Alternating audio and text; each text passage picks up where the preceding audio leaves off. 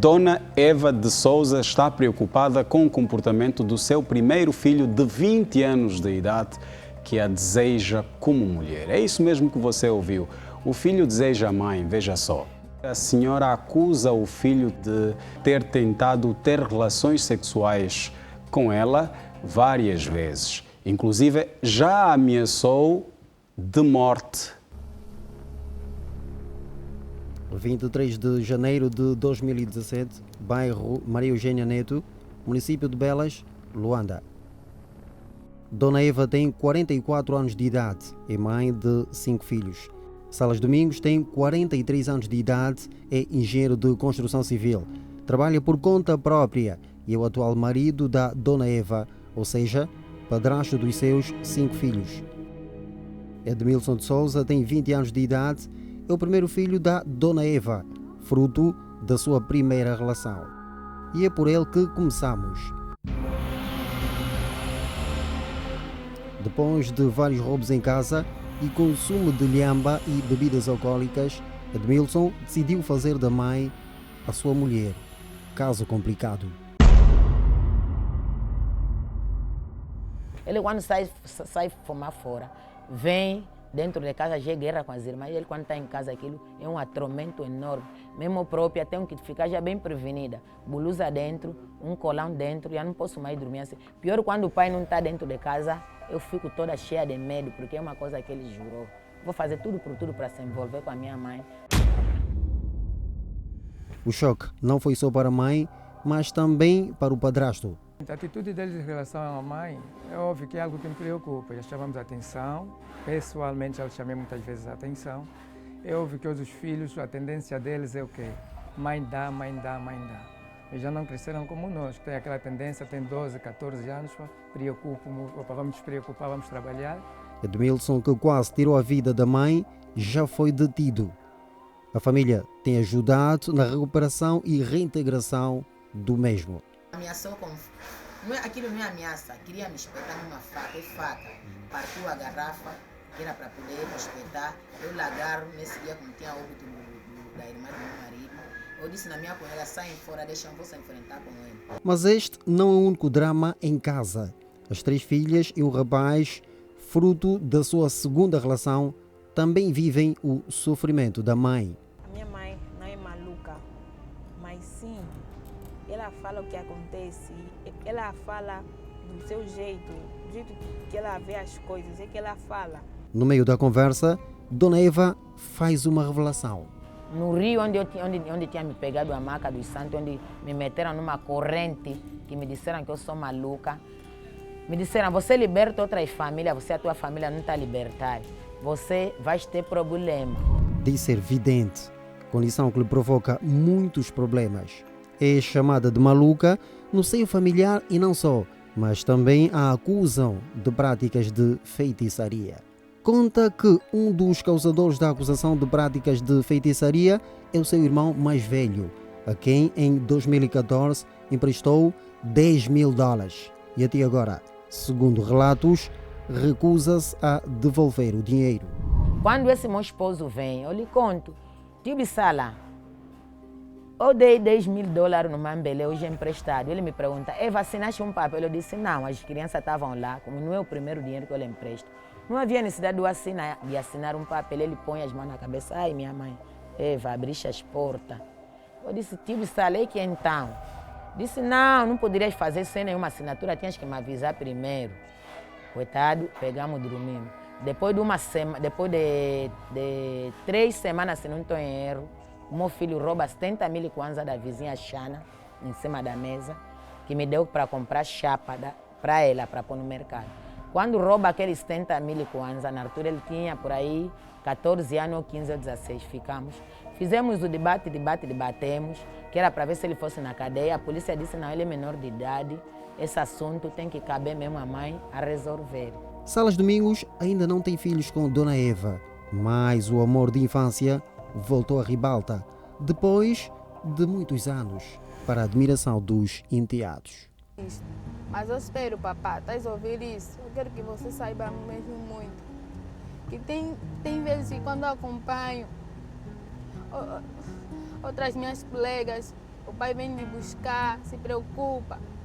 Isso me magoa muito, papai. Eu não consigo te falar isso pessoalmente, papai. Falar isso pessoalmente, papai. Não. Por quê? Porque eu conheço o tipo de pai que eu tenho. O meu pai, ele não é aquele, não é tipo o meu padrasto que aconselha, é uma boa pessoa. O meu pai ele pode ser uma boa pessoa, né? Mas não é igual com o meu padrasto. Eu considero o meu padrasto como o meu pai, não como o meu padrasto. Sim. O meu pai, ele só pensa no que é bom para ele, não pensar no que nós queremos.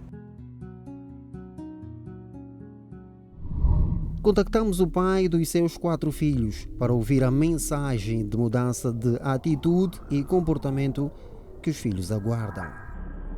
Não, eu sempre tenho o estado das minhas filhas. Eu ligo sempre para elas para saber o estado de saúde dela. E a questão, por exemplo, como é que estão a formação, né? Mas elas pedem de acordo com o seu amor por elas, a sua atenção. Podemos contar com isso?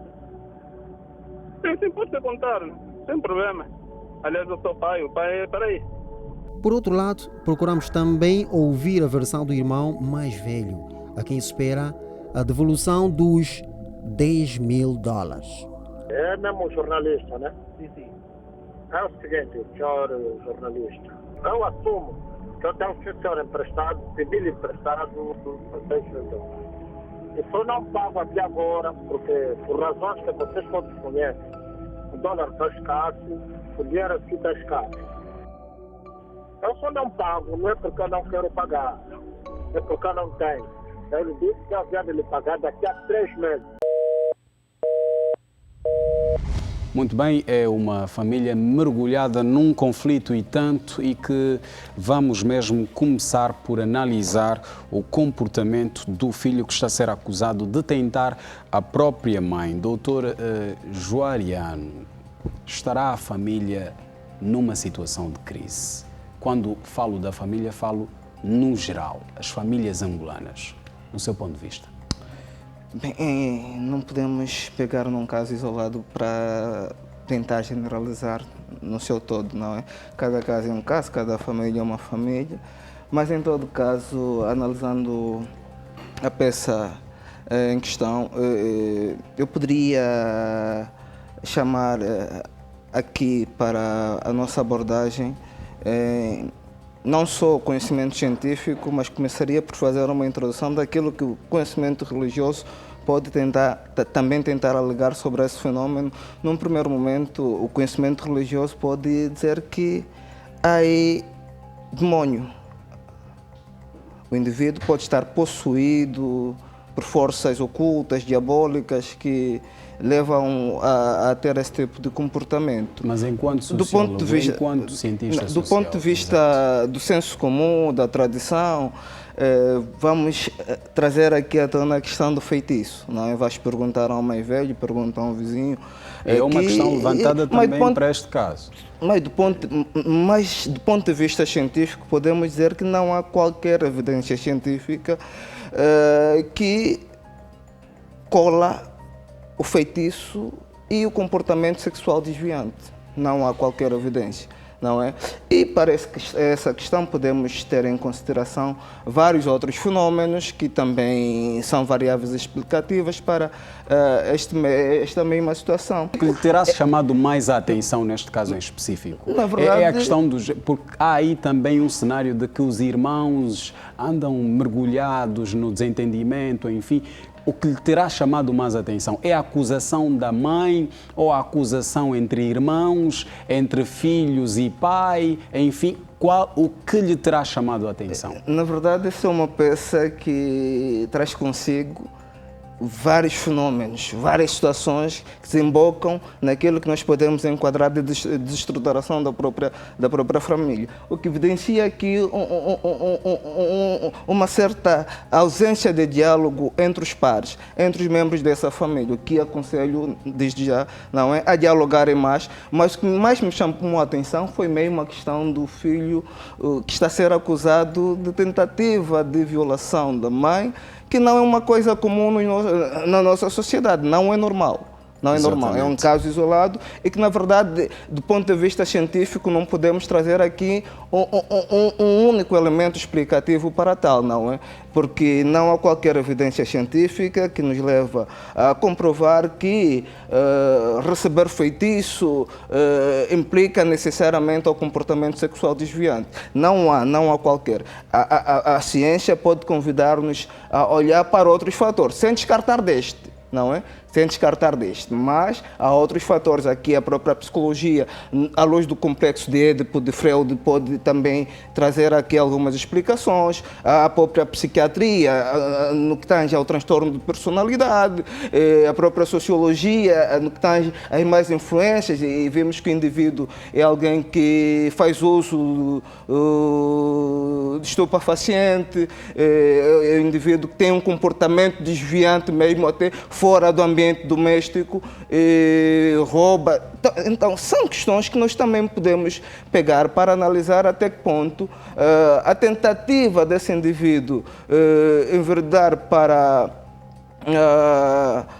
abusar da mãe está ou não motivada com base em fatores que recaem para o feitiço, estão não motivadas por fatores de ordem psíquica, ou psiquiatra até, ou estão motivadas por fator de ordem sociológica, mas em todo caso podemos aqui dizer que é um comportamento desviante, que a sociedade condena e que, na verdade, o indivíduo deve ser sancionado, caso assim aconteça. Muito obrigado. Doutora Euclides Bilingo, pergunto-lhe qual é o seu argumento jurídico ou legal em relação a mais esta cena? Primeiro, Wilson, mais uma vez, né, aproveito a ocasião para dizer que, como vimos, a peça é bastante rica em questões infelizes. Há muitas situações controvertidas, há muitas situações relevantes do ponto de vista jurídico. Podíamos fazer aqui até 3, 4 programas a falarmos de cada uma e, como o tempo não nos permite, eu vou preferir cingir-me naquela que eu acredito ter maior relevância em termos de nocividade do direito, em termos de direito, em termos de bens jurídicos publicamente protegidos, que é o caso, fundamentalmente, do filho tentar violar a mãe sistematicamente. É uma situação que de todo é inexplicável, é repugnante, explica-se talvez mesmo numa dimensão transcendente por usos de substâncias transformadoras da personalidade da pessoa. E quanto à questão, juridicamente falando, quanto à questão da tentativa de violação, é importante aqui dizer que o crime de violação vem previsto nos termos do artigo 393 do Código Penal e o crime consumado tem uma moldura penal de 2 a 8 anos de prisão. Mas agora, no caso em apreço, como não houve a consumação, nós devemos fazer aqui uma conjugação pela tentativa do artigo 393 com o artigo 105, que nos vai remeter para o artigo 104, número 2, que vai dizer que nos diz que a pena neste caso, em concreto, fazendo as devidas adaptações, deve ser de metade do crime consumado. Se o crime consumado tem uma moldura penal máxima abstrata, mínima de 2 anos e máxima de 8 anos, no caso em apreço pela tentativa de violação do filho pela mãe, do filho em relação à mãe, nós teremos o infrator, neste caso, arrisca-se a cumprir uma pena de 2 a 4 anos de prisão.